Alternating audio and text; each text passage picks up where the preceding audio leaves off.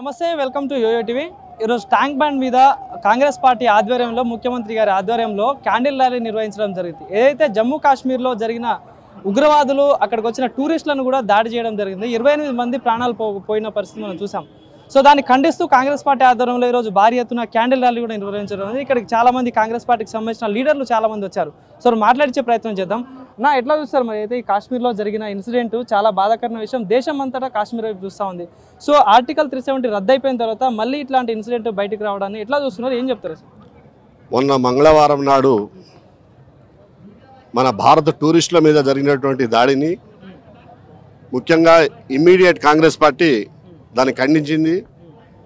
ఉగ్రవాదులు పాల్పడినటువంటి చర్యల్ని ఈరోజు ఏఐసిసి నాయకత్వం ఈ తీవ్రంగా ఖండించాలి, నిరసన తెలపాలనేటువంటిది ఒక ప్రకటన చేసిన సందర్భంలో ఈరోజు ఈ ప్లాజా నుండి ఇందిరాగాంధీ స్టాచ్యూ వరకు నల్ల బ్యాడ్జీలతో ఈ ఉగ్రవాదుల చర్యల్ని తీవ్రంగా ఖండించమని పార్టీ తీసుకున్న నిర్ణయానికి ఇవాళ పార్టీ ముక్తకంఠంతో ప్రతి ఒక్కరూ తెలంగాణ కాంగ్రెస్ పార్టీ ఈ చర్యల్ని ఖండిస్తుంది।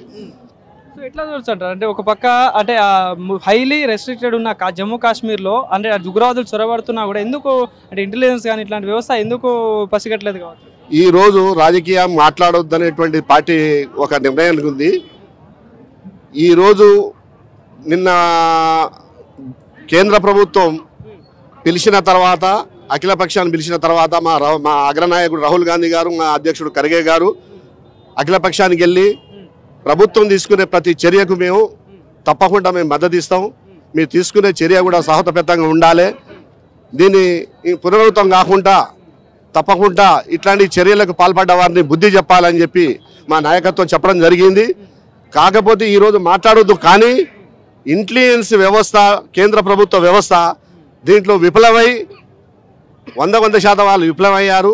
ఇది కరెక్ట్ కాదు, వాళ్ళ తప్పిదాల వల్లే ఇట్లాంటి సంఘటనలు జరుగుతున్నాయి కాబట్టి వాళ్ళు కూడా మూల్యం చెల్లించుకోవాలని చెప్పి వాళ్ళు కూడా చేసిన తప్పుని ప్రజల్లో చెప్పాలి కానీ ఓన్లీ హిందువుల మీద జరిగిన దాడి అని చెప్పుకుంటూ ఇది కాలక్షేపం చేసే విధంగా వాళ్ళు లబ్ధి పొందే విధంగా వాళ్ళు వ్యవహరిస్తున్నారు తప్ప అయినా నేను ఈ విషయం మాట్లాడకూడదు। కానీ ఈరోజు ఒక పౌరునిగా నేను ఖండిస్తున్నా। అంటే అక్కడ కొన్ని వీడియోలలో కూడా చూసాం, హిందువులని వాళ్ళ పేర్లు అడిగి మరీ చంపేస్తా ఉన్నారు। సో ఏంటి మరి ఎట్లా చూడొచ్చు? ఇట్లాంటి చర్యల్ని నేను తీవ్రంగా ఖండిస్తున్నాను। ఉగ్రవాదులు చేసినటువంటి చర్యల్ని వాళ్ళ పిల్లలు, వాళ్ళ మహిళలు అందరూ కాళ్ళ ఎల్లబడ్డా కూడా వాళ్ళు కనీసం మానవత్వం లేకుండా వాళ్ళ మీద దాడులు చేసి వాళ్ళని చంపడం చాలా హేయమైన చర్య అని చెప్పి తెలంగాణ కాంగ్రెస్ పార్టీగా, ఒక పౌరునిగా, ఒక అధికార ప్రతినిధి కాంగ్రెస్ పార్టీగా నేను తీవ్రంగా ఖండిస్తున్నాను। Thank you.